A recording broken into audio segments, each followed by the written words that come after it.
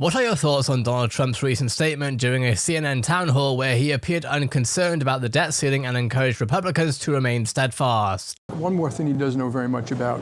Let me put it in two categories. One is actual default. That is potentially catastrophic. And you can go through a million ways, but anyone knows that's potentially catastrophic.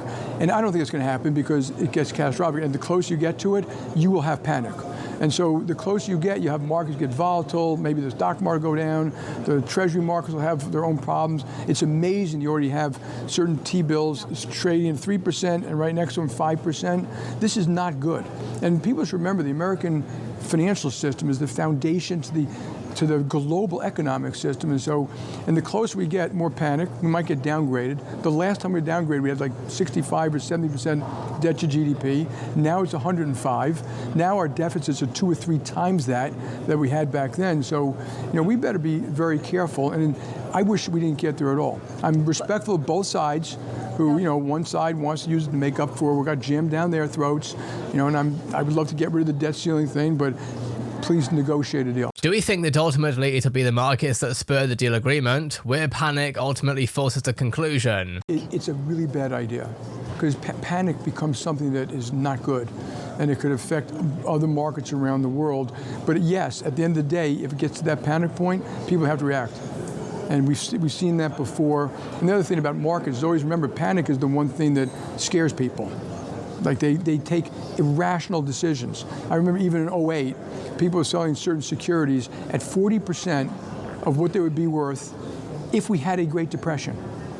But they were like, I want out, I want cash, I'm not betting my family's money on this or my company's money. People will panic, and again, we gotta be very careful about getting close to a situation. How are you preparing for the situation upcoming?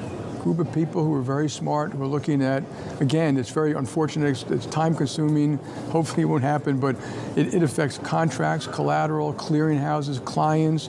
It affects clients differently around the world. You have to then anticipate what people are going to do, which is very different than the legality of it. And and the closer we get, the more those kind of that war room will start. Now it's taking place once a week, but my guess is sometime call it May 21st, it'll be every day. And then it'll be 3 times a day.